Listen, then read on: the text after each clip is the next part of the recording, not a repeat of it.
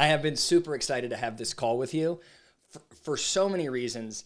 And so maybe let's just jump into it. But before I turned on the record, we were talking about social media, and I think I told you the first time I interacted with you, I saw that you had 30,000 subscribers on Instagram, and you're turning out content. And then you said, yeah, but it's been more difficult, and the way that audience responds is not the way you want them to respond, right?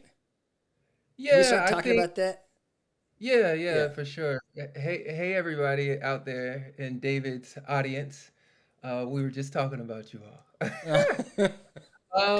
No, but I think it's loaded. It's loaded. I think there's always this tension between what the audience wants, and a lot of times I think we're just conditioned to be sensationalized. Like what comes on TV, it's like these dopamine hits, and sometimes the truth doesn't give you the same dopamine hit. And when I say the truth, obviously that's subjective, but like things that really challenge you to think critically or to feel honestly, many people don't. I don't want to say many. We'll give people the benefit of the doubt, but some people don't want that. I think it's And then a hard also, thing. oh, go ahead. Go ahead. No, I was just gonna say I think it's a hard thing. That's been the biggest challenge for me looking at doing a YouTube channel is, and I've actually broken it so I have a like pop psych, which is the stuff that people seem to be interested in, and then a David Colarosi, which they're less interested in. But it's the Uh, same thing. Like I have looked at your feed on Instagram, and I'm impressed with how much like you're able to come up with things that you're posting that add value. yeah. But it's a it's a tough thing figuring out what people are going to be interested in versus what they're not going to be interested in. And the other dimension to this conversation is the algorithm and what Yeah. gets prioritized and what doesn't. If the people who follow me on social media, my friends, they know that my YouTube account was deleted without any rationale, no reason, twice. I Yours got it was? back like twice, and I had the 5 minute quickie series, and Yeah. I don't know if it was because of that series, but the series is an educational series. It's tongue in cheek with the 5 minute quickie part, but it's educational.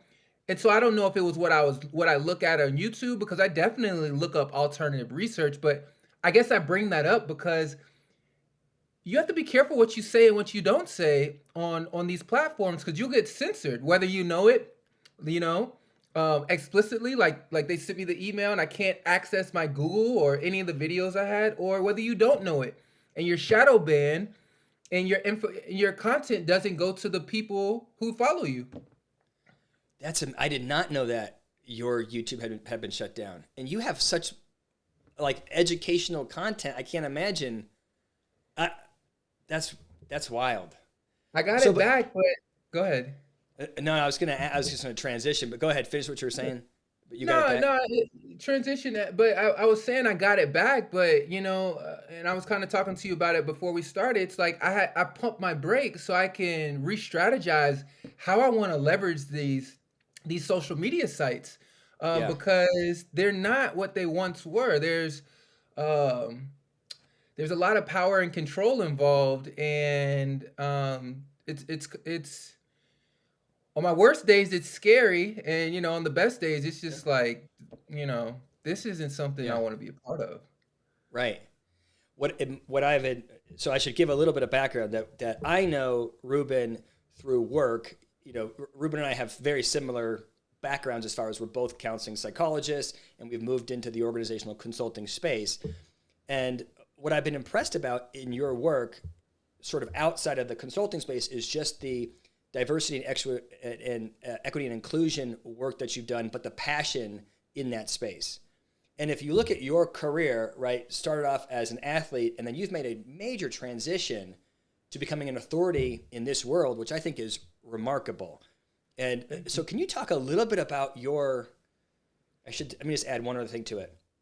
What's remarkable to me is not just like the quality of the presentations and that kind of stuff, but it's the commitment to it.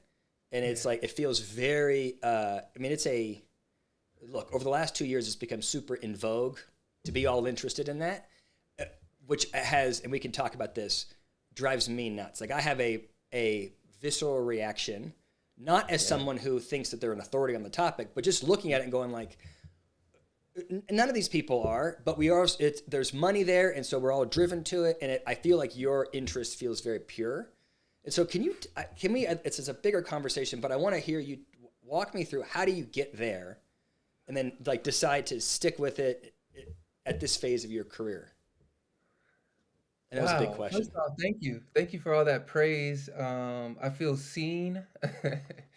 And yeah, those diversity, equity, and inclusion, those are words, to me, it's a lifestyle. Like it's how I want Yeah. to be with myself. It's how I want to treat other humans. Actually, when I introduce myself for my presentations, I tell people that I'm a speaker, consultant, and licensed psychologist, and I tell them my favorite job, and it doesn't always pay me, is being a loving human. And I tell Mhm. people part of that job is investigating the things that separate us from connecting with each other, which is Mhm. diversity, equity, and inclusion work. Um, and kind of like you were saying earlier, is like sometimes when people use those words, I don't know what they mean. Like I know what the definitions of the word, but Right. there's so much variability in people's approach to the work, their understanding of the work, themselves actually doing the work. Like there's nothing more harmful than a practitioner doing that type of work and not Yeah. having taken the time to do their own internal work. It's a very scary thing, and so it's the wild wild west. But I can only control Dr. Rubin and what Dr. Rubin says and does, and the type of work. And I'm glad that passion connected with you because this is exciting work. It doesn't have to be sh- sh- built on shame, blame, guilt, judging. I think it's Yeah. exciting to love other humans. And so getting into the journey, I think I feel so blessed because, and when I say blessed, it's for all the obstacles in my life because I think what was happening growing up is I've always gravitated towards curiosity, which is a part of a growth mindset. Curiosity, a growth mindset, and just wanting to learn more. Like Mhm. what is this bodysuit that I'm in? How do I control it? And so I don't know if you just want me to start, generically, or if you have specific questions about the journey, but I I'm guess ready to I'm. share. Yeah, I'm interested in. So I guess I should say I should preface it by saying that my experience of the reason why your presentation resonated with me, I think, is a couple reasons. But the one is I really genuinely believe that there's no goal for shame or guilt or criticism and I feel like for me, in these kinds of conversations, I always feel like the person that is the teacher is at some level set. They always say no judgment, and it always feels overwhelmingly judgmental. Like that's Yeah, my experience of it, and yeah, I've never had anybody give such a comprehensive yeah, sort of depiction of how they see it, like you did, yeah, without it feeling at all yeah, judgmental. And it was yeah, it was just an interesting, because I think what happens for me when I give those kinds of conversation or discuss when I talk about those kinds of things, I want to glide over the uncomfortable or difficult or critical pieces of it for fear yeah. of coming across as judgmental for Hmm. myself and for others. But you were able to talk about those things and it not feel like you were being Yeah, critical.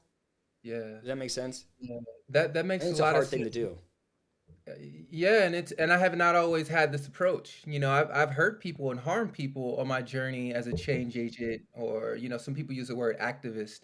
Um, and again, I learned and grown from those Yeah. So experiences. tell me about the active. So you were a D1 football player, Georgia, right?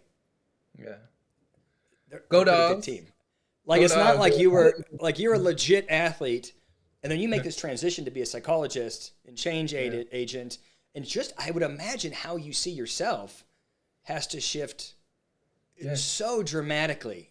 Like just yes, your way of moving through the world. It's a yeah. big Yeah. cognitive move, you know? Yeah, yeah, yeah, yeah. No, I think the beauty of my student athlete journey, and that's actually where, and so for context, so I don't think you told your audience, but you saw me give a keynote at CMA, which is the Yes. organization we both work work with, Yes. for me, work for you. And I start, I don't not giving away too much of the farm, but I start, I use my journey as a student athlete as a starting place to really talk about what was going on inside of me, intrapersonally, and in my relationships, and then what I started to notice in the institutions I was a part of. And at that point, it was being in higher education at a predominantly white institution. It was being a student athlete at an elite uh, college program, And so at that time, and a lot of people, when they leave the nest, some people never leave their hometown, which is comes with its advantages and challenges. But for me, going away to college, I could really start to ask questions outside of the institution of my family, my church, my community. And I really started to ask, like, you know, why am I uncomfortable around gay people? And it was like, oh, I learned, through the interpretation of Christianity that I got, that was wrong. That was a sin. And I could never question it because I was in the I was in the fishbowl, so to speak, where that was just the norm. Or women.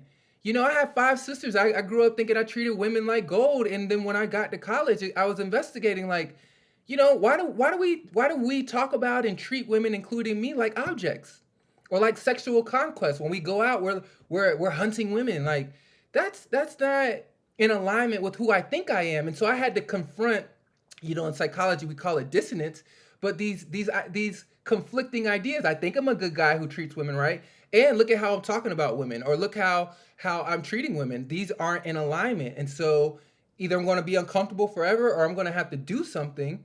And that's what I did. And I decided to confront those beliefs and start making choices towards the person I wanted to be. So what's the trigger for you, or what was the trigger for you to confront? Because you could have continued living the way you were living. You were doing so successfully. Why did you start to question your own behavior? That's a really good question, and I think I don't think there's like one big moment where it's like boom. I think there are a series of small events, So, for instance, with my homophobia, that I don't want to say I'm completely over it, but I've definitely come a long way from where it was in the past. But it's like I remember, we would have teammates who we might perceive as gay. They might not have even came out as gay. We might not know for sure that they're gay. And then, you would have coaches and my teammates cracking jokes on them, and everybody's laughing. And then even me, including me, and what I would notice is how that person was feeling, really like Yeah. connecting. And it was not uplifting. It was not making them happy. It was hurting them. And we're Right. all laughing at this hurt. And again, I have this, there's always been this caring person inside of me. And that was in conflict. I felt that. And I was Mm. like, hold on, this isn't comfortable. Like, why am I laughing at that? Or like, this really isn't funny if I really think about it. So it, Yep. it, it was a series of those moments, or being at parties and seeing how my teammates treat women. It's like, whoa, like that's I don't know if we can cuss on here, but that's You messed up. can. You can.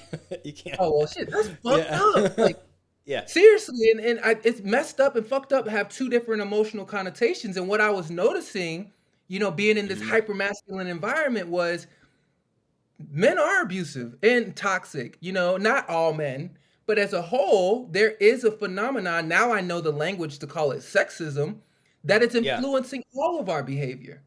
Right. And so I think Right. those micro, and it still comes up. It still comes up. So to me, I think it's just a matter of having the awareness to recognize those moments where there's Mhm. conflict inside of me, and instead of avoiding that, which I think a lot of people do, I was practicing courage, baby moments of courage, to say, "What is that, Ruben? Is Yeah. that how you want to really be, or do you what choices move you towards the person you want to be, or away from the person you want to be?" Right. Right.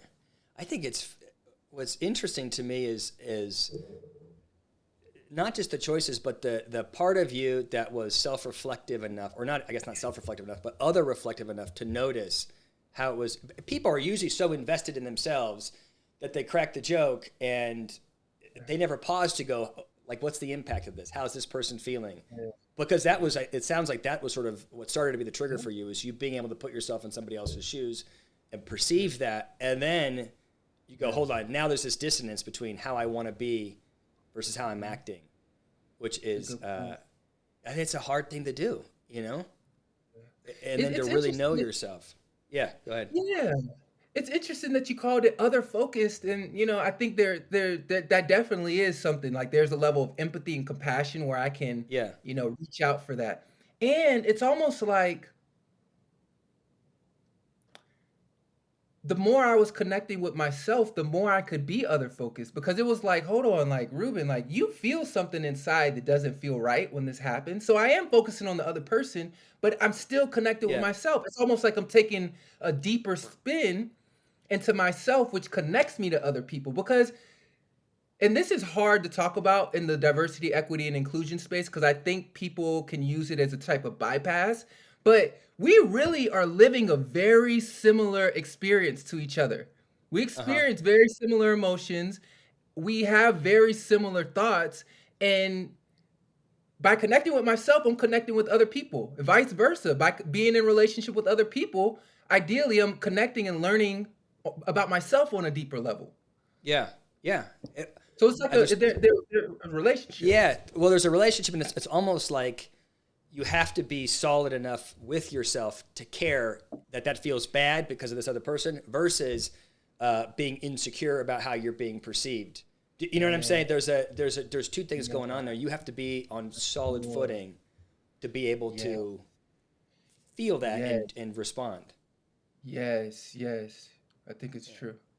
Okay, but I got to take you back to, you had said, and I think I know what you mean as far as it can be a bypass. What you're saying is, and tell me if I have it right, that by saying, hey, we're all the same, we essentially can just go, don't worry about it.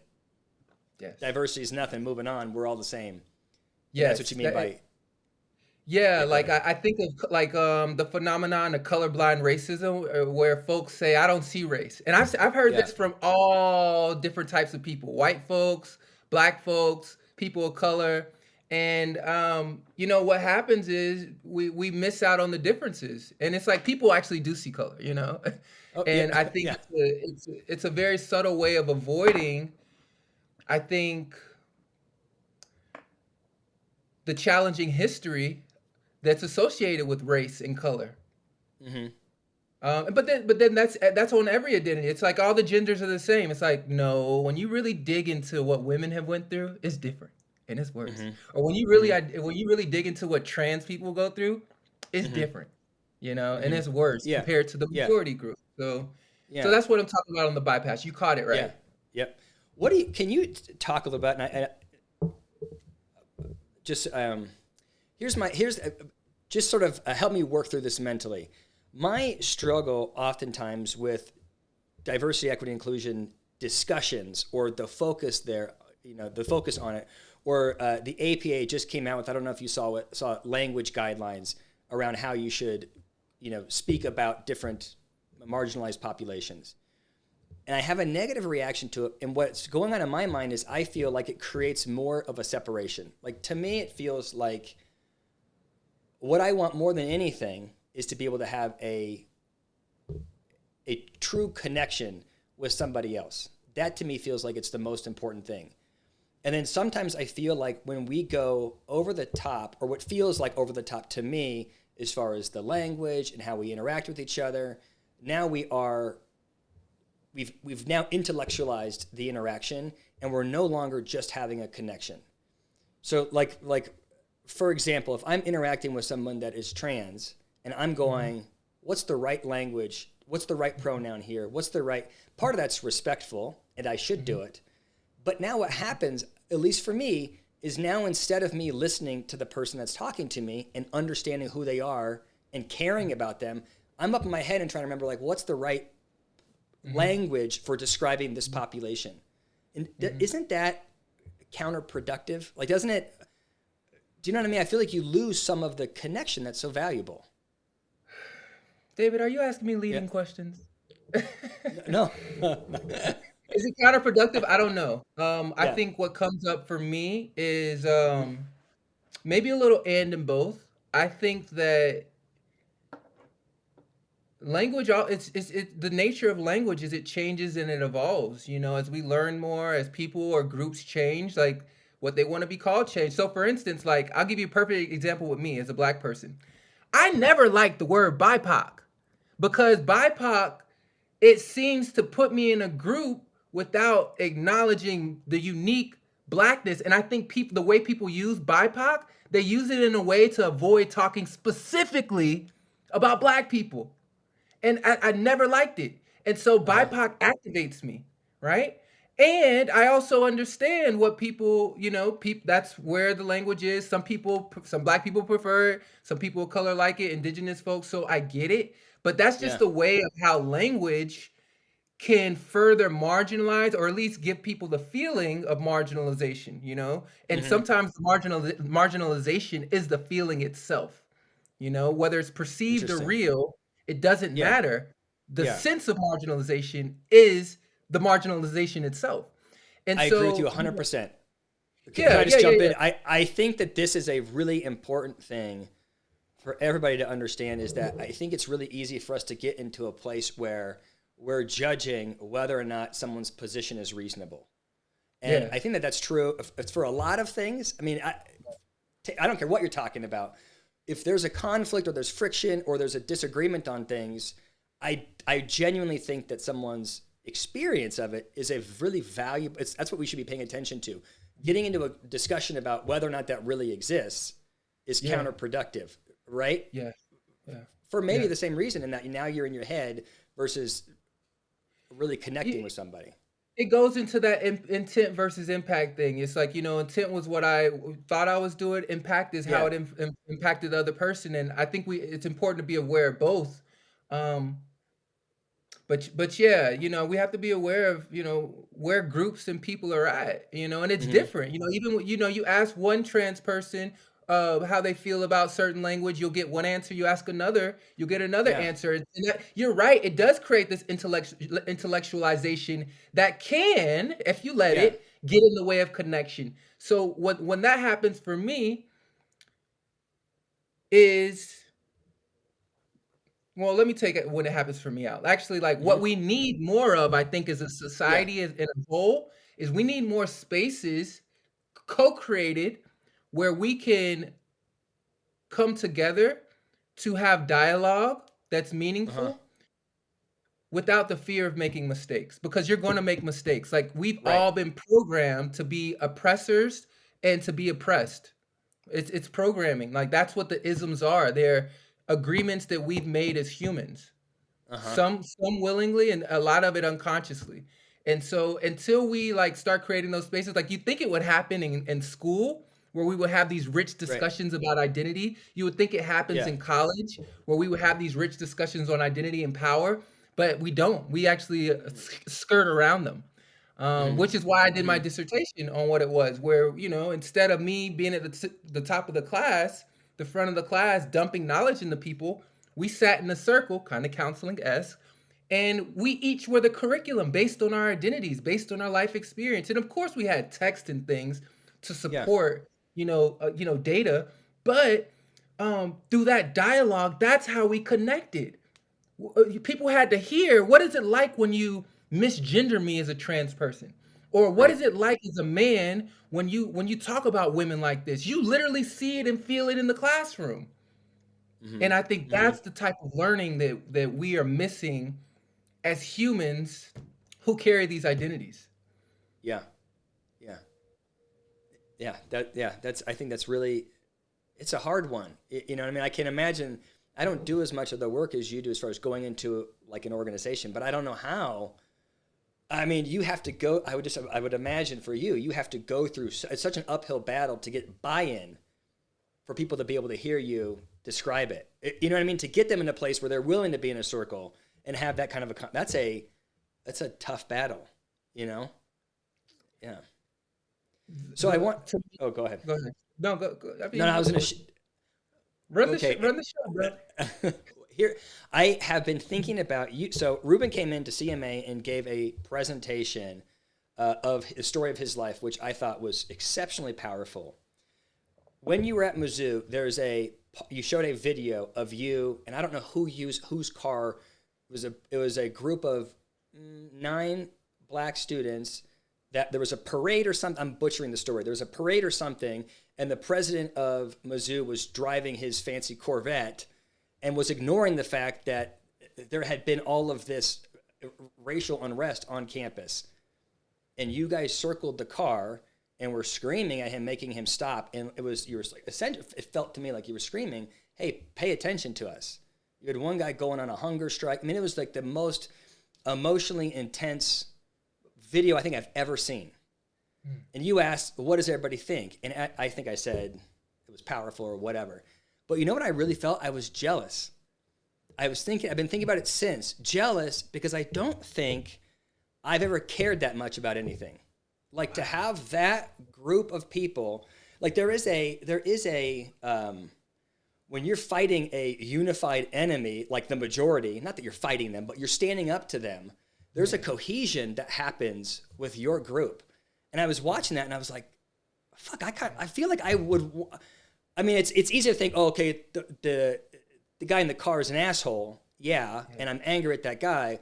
But more than that, like the solidarity that you had, and then I've been thinking about it for months or however long since you gave that thing. I was just trying to like, what was the emotion that it would evoke in me? And I was jealous of like, I don't think I have that alliance with anybody, you know? Yeah. Yeah. Yeah. Yeah. Wow. Uh, I appreciate you sharing the thoughts since that talk. I gave that in January. Yeah. It's It's powerful. meaningful that it's still you've been marinated on it still. And that's the whole point of why I share that story how I did, how emotionally driven it is. Um, and to be honest, David, like we all have it in us. Like that talk was to remind us, like what I did was unique and I did it in a very unique way. And Uh-huh. when we're ready, we have all those tools built into us. Yeah. All of them. Yeah. Yeah. It might And not look like me. It might not be standing in front of, the president of the university's car to do a demonstration, but it might look like interrupting a microaggression. It might look mhm. like raising your kids to be contributions to a diverse society versus, narrow-minded. It looks a lot of different Right. ways. And that's why I get so excited about it. There's so many ways to be a loving human. We just hmm have to make the choice. Yeah. Yeah. I What are you think gonna say I before agree. that passion cuts you off? Well, no, I wouldn't. It's funny because I've been wanting to. I was mad at myself for not, like, I couldn't identify what I was feeling in the moment beyond what I think, at least what I thought we were supposed to feel, which was the anger at the situation. Um, uh, but I don't have anything else to say other than like it was just. I just have been thinking about the. I don't know. I just think that it's become progressively easier for us as humans to be separate. Yes. You know what I mean? And it's Yes. this interesting thing when people believe in something enough to Yes. be able to really focus on it and align with the people around them.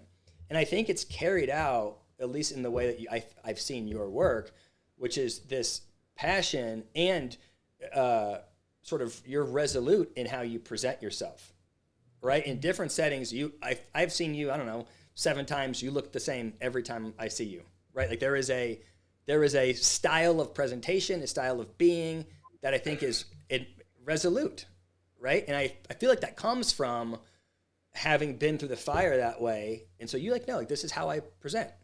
There's no chameleon here, you know?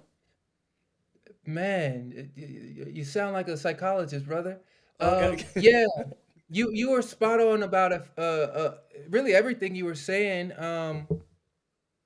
I've learned to transmute the experiences I've been through from pain and trauma to passion and growth. And I'm not hmm saying that that's everybody's journey, but for me, I've been able to do that. And I think we live in a world that programs us away from being human. Like you're right. If you turn on the news, it's hmm it's easy to be polarized on a side. It's easy to say they're Yeah. right, I'm wrong. It's easy to Yes. say I'm left, I'm right. What's harder is to say we're actually both human and where do we overlap? How can we celebrate that? And where are we different? And how can we respect that? And if that conflicts with my humanity, how can we go through a conflict resolution process?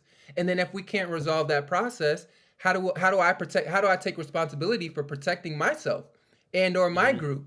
And that was what was happening at the University of Missouri. It was like, I finally was done with football as a student athlete, so I could really focus on being a scholar, or being a black student, at a predominantly white institution, which was kind of skewed because there's a level of privilege that you have as a student athlete. But when I started to see and experience myself how black students were treated on campus, it was like, what is this, a civil rights movie?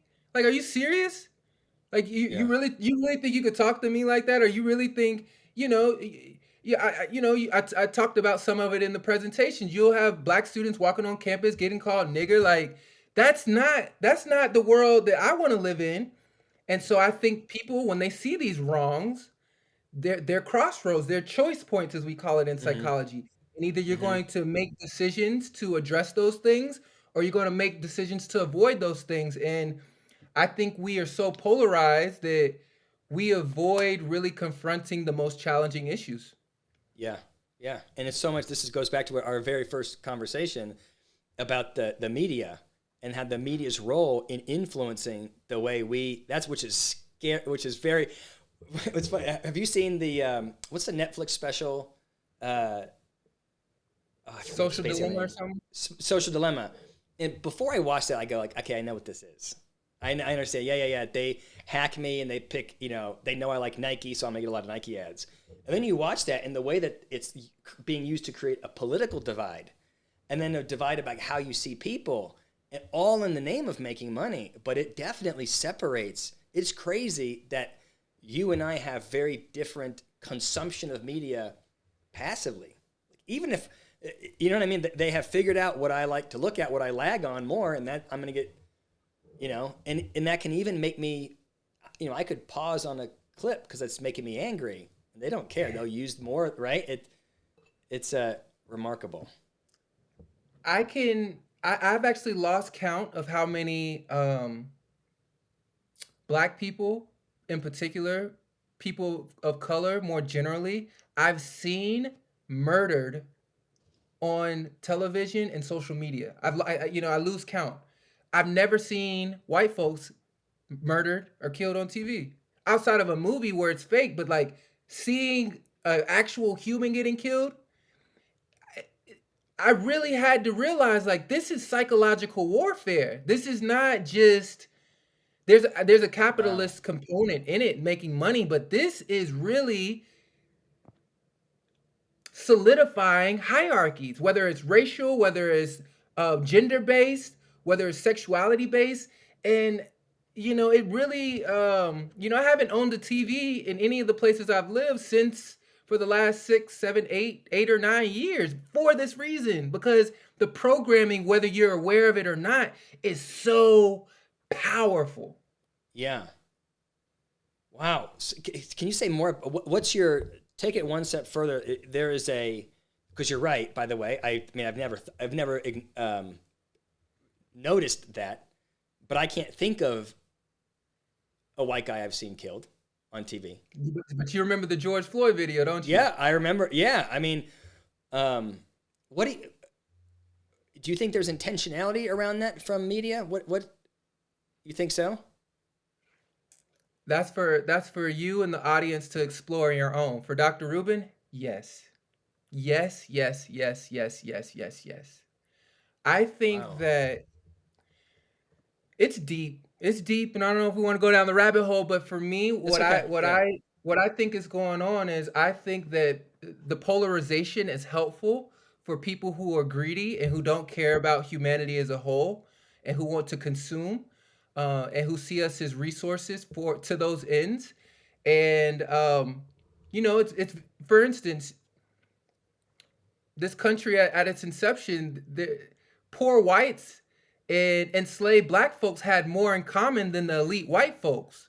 But what they started Yep. to do was divide and conquer. They separated the poor white folks and black folks, even though their interest aligns. And that polarization, it only enhanced racism. It didn't free anybody. It didn't free the poor white folks, who were oppressed by class oppression, They were getting oppressed by white folks. They don't care. It's a money issue at that point. And then Yeah. black folks, it only entrenched the racism. And so I share that example as a example of how the division prevents us from coming together and really analyzing the big issues. For instance, on another level, another example is we have very real issues in this country here domestically: Mm-hmm. healthcare, housing, just socially, culturally, racial issues Yeah. from the inception of this country. And it's going to take money to address some of those things: poverty, healthcare, housing. And when it comes time to make these decisions or talk about it politically, there's these big promises, and people Yeah. always say, where's this money going to come from? But when it comes to supporting the military industrial complex and sending Ukraine money for weapons, or Israel money for weapons, they call it Mm-hmm. protection. Mm-hmm. It comes out of thin air. Mm-hmm. That's an issue, and we don't talk about it. It's not going to come on the media, because the media is, what do you know, corporate owned. Right. It's corporate Right. owned. So their interest, there's a conflict of interest already. And so again, I think the division of the groups supports this abuse that we're all a part of with our government and governments generally. Yeah. Does that make Do you? sense? It makes total sense, and I'm just bringing it back to. I appreciate you saying it, and I'm because when you're talking, my reaction was my reaction is a little bit like it's too much. It's too much. I don't have the energy to think about it. I'm not going to make an impact. I'm just going to enjoy my life, right? And, and I hope what you see is that the work that you're doing with organizations, right, different than, by the way, I know you do work with students, you do other groups, but especially the work with, really white America, that you're going in there and doing these diversity, equity, and inclusion trainings effectively. That's the sort of the biggest weapon we have, is people like you that are able to have this conversation, right, without shying away from it. I think it's it's overwhelming when you say it, because it's nothing that I've ever thought about. It feels overwhelming. Like And I'm glad Mm-hmm. if you remember that talk, I shared that cube that shows you the different contexts. It happens at the individual level, institutional Yeah. level, societal level. The work we do is at an institutional level. You're right. But that individual level and interpersonal group level work, it's Yeah. important too. And if folks are, first off, let me just validate. There's a reason that people feel tired and feel like they don't have energy to address these issues. It's Yeah. because many of us are overworked. We're Yeah. working too hard. Like when I left this country to go to Rwanda, the pace of life was so different. It was like, dang, do people got anywhere to go? But they have one of the most prosperous economies on the African continent, so they're getting it done, but it's at a different pace. There's not um this whip, so to speak, that's pushing you to work more and more and more and more. And so that programming in and of itself, it is a very real distraction from addressing these issues. Mm-hmm. You know what I'm saying? Mm-hmm. And so there are Yeah. many reasons why we're distracted. If you got educated in this country, you didn't learn any of this. And so it is overwhelming to shake up your whole ego, your whole belief system. That is overwhelming. Mm-hmm. And if we don't look at the whole thing, if we understand where we want to go, but just take off baby chunks, and that's part of what I'm doing in my presentations, it's like you don't have to solve racism, white supremacy. You don't have to solve sexism. You don't have to solve poverty right now, but what you can do is just start. That's how Mm-hmm. that's how anything happens. A Yeah. start. Like I didn't wake up and say I'm not homophobic anymore. No, I said I'm instead of avoiding this, I'm gonna stop laughing at those jokes. Yeah. Or when people in my family say homophobic things, I'm gonna say what I really feel instead of holding it in. Like you said something Yeah. powerful. I don't know if you noticed it, but during my presentation after that video, I asked everybody to share their reaction. And you said I shared what I thought people wanted to hear, something to that effect. That's Yeah. deep. Yeah. That is deep. Yeah. So It's true and very true. Yeah. how do we start making decisions toward authenticity and towards Mm-hmm. the world I think we live in. I think we live in an Yeah. equitable, diverse, and inclusive world, but the reality is we don't. People are Yeah. suffering right now. Yeah. You know what? So just back to me saying what I thought people would want to hear from me. You know what's interesting about it is it's not that I worry what you're gonna think. It's what I worry about the white people in the room are gonna think. Right? It's a weird. I'm much more comfortable talking about diversity with people of color than I am white people, which is a weird thing. But I feel like I don't know if it's something wrong with something sort of distorted in the way I'm thinking about it, but I just like I feel like they don't know what they're talking about, or that they're too quick to judgment, or that everybody thinks that they've resolved their issues, and then it becomes they're criticizing other people. I don't know what it is, but I worry much more about how I am being perceived by people that are white than people of color. And this is Which why I seems love the counterintuitive, training. right?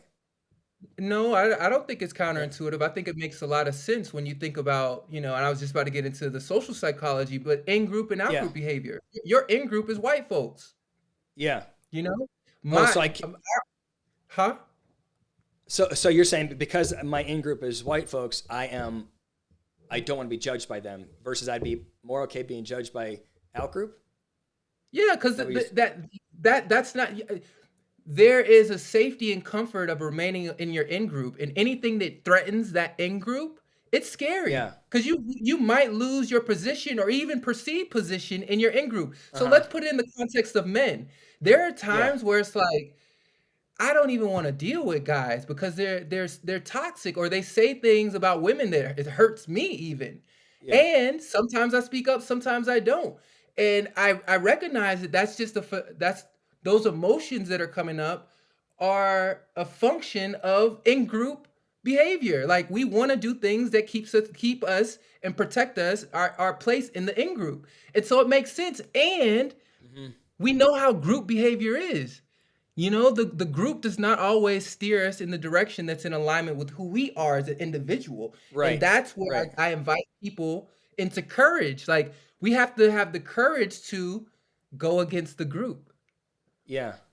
Okay, but that may be it. But what's coming up for me when I think about it is, for me, when it's white people, I feel like it's performative. When a person of color says it, I believe it, and so I am Uh, like for you. I think if you ever said to me, "Hey, if the way you spoke about that hurt me," I would be freaking devastated. mhm. If Joe, if Chad over there says, "I didn't like the way you talk about that," my reaction is, "Who are you? How much of this is what you really feel, Chad, versus how much of this is what you read you're supposed to say in this?" Do you know what I'm saying? So I find myself getting Yeah, I defensive see. and I obstinate. see. I I see. think that's what it is. But I think you're also right about the in group, out group. Like there is positioning right in your in group. Yeah, I mean, like you were bringing it up early, like there's a lot of people performing this, and Hmm. it can make the work challenging, and um I give people the benefit of the doubt until I get data that suggests otherwise. What? Because yeah. Sorry. What happens when you? I know we're almost out of time, but I gotta know when you get data that it's something different. When you feel like someone's intentions are insincere, how do you? Because I would imagine you would be confronted with that a lot in the work that you do. How do you handle Oh, that? I mean, Uh, I think there's always many times, I would dare even say most times, I'm just going to go on a limb and say most yeah. times, especially organizationally, there's dissonance between what people espouse outwardly and how they Yeah. behave. And so instead of having this expectation that I project for myself and other people, that there's not going to be this space between who people think they are, what they say, and what they do, I just Hmm. go in looking for that. It's like, okay, I hear what you're saying, but let me collect data on the data, whether it's a person or an institution that either confirms that you are in alignment with your values or not. Hmm. And that because if you go back and listen to what I've been talking about, what I've been talking about is having an understanding of my values and Yep. making choices that move me towards those values. I value love. Is the way that I'm treating or talking to this person moving me Yeah. towards love for myself and other people? I value integrity. When I go into this organization, am I making decisions that move me away or towards my Hmm. my integrity? We need more spaces like this and others where we can talk about difficult things in an open and caring and compassionate way. And so I feel honored to be here with I'm you, honored that you came and, on. and I'm I grateful. So thank you, really brother. genuinely enjoyed talking with you about everything, but especially about this. It was really cool. Really, genuinely, thank you. It's so good. Yeah, man. We didn't even get into some of the Oh, what other do you stuff think? like the Oh Will and God, Jada, like I'm just. I know I got to go, but but this what's the what? Give me your. What do you think about the Will and Jada thing? it's so We loaded. should have There's talked. layers. Yeah, The base layer is it's all good. The base layer is, I believe in nonviolence, and so I think jokes can be violent at times. So that's one part of it. And when we put our, hands on folks, there's emotional and physical violence. And yeah, I saw both of those take place, and we saw both yeah. of those interact with each other. We live in a violent society, and so it makes sense. And we see how people have a very tainted relationship with violence. We love it as a society, but then Right, also we're right. outraged by it as a society. I Um, I want. Well, I it's guess we'll talk deep about it with later. so But many what layers. I wanted to ask you, and I just was. Yeah, that was such a good conversation. Your story and your approach is so good that I forgot about the Will and Jada thing. What I am interested in, I genuinely don't understand, is the cultural component for the Black community related to the will. I don't understand. Like, to me, Yeah. and I've done some YouTube videos on it. To me, it feels like, hey, don't. It feels very black and white. No, I spread the wrong, but it feels very like binary. You don't slap somebody. And then there's two. I heard Tiffany Haddish. You know who Tiffany Haddish is? Came out and was Uh-huh. was like, I'm That's glad the he did comedian. it. And then I heard there's a writer whose boyfriend's black, came out on social media and said, "Hey, white people, back out of this. This is not your thing to talk about." And was saying, like, essentially, this is in our community much more normal. And I've just sort of seen murmuring. Do you listen to Charlemagne, The Breakfast Club? Yeah, yeah. I don't listen to him. I listen Oh, to him, okay. but I don't listen to him. If you know what I mean. I know who he is, So, and so, I know but certain I content. saw an interview with him and a couple of other comedians, and he was essentially also saying, like, this isn't as binary as the white community wants to make it because of the race piece, which I don't understand it. So I meant to ask you about it, I just didn't have time. So, yeah, Yeah, we would have went down a rabbit hole on this, David. This is it's loaded. Like when we think of marginalized people, we got to remember the yeah, historical trauma of each of these groups. So historically, Black folks have internalized the violence they've experienced by white folks. Like spanking kids, that came from the slave owners uh huh, whipping Black folks. That wasn't a natural practice in Africa, right? And so we've internalized a violence, a very unique form of violence that comes from white folks as a yeah, group yeah, historically. So so when we've normalized that, like even now when I talk to my even some of my family members about spankings, they're like, "Shut up. Don't be like, don't be white." We've associated nonviolence with no, white folks now. So I think there's a deeper racial component that Black folks aren't even tapping into about violence. And I think when people are saying this isn't for white folks, I think it's because there's layers to that too. I think majority yeah, groups, men, rich people, in this instance, white folks, have a tendency to want to control the emotional experiences and the reactions or the behavior of marginalized groups. And so I think this is another opportunity to yeah, say, yeah, stay out of it, which is related, but yeah. also not I do. related too, if you see what I'm saying.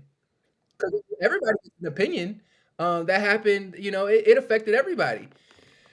And so that's what I'm saying. Like, that's why we got to have these complex conversations, and it's just not, Right. you can't have Yeah. it on a 140 character Yeah. tweet, or Instagram post. It's very complex.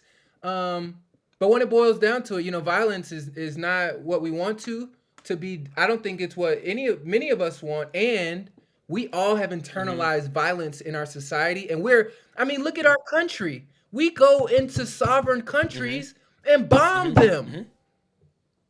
And as a general public, we don't say shit. We're not in arms. Yeah. Yeah. That's not okay. So we that's what I'm saying. Psychologically, we've normalized it. And so it's weird because we get outraged by it, but we don't get outraged by all of it. And you and Aisha talked about, Ukraine, how everybody's up in arms about Ukraine, but there's violence that's US sanctioned that we're doing right now in black and brown countries. Right. We're not outraged in the same way. All right, we have to do it. I gotta go. It's deep. Let's for sure do this again. Okay. Okay. Thank you.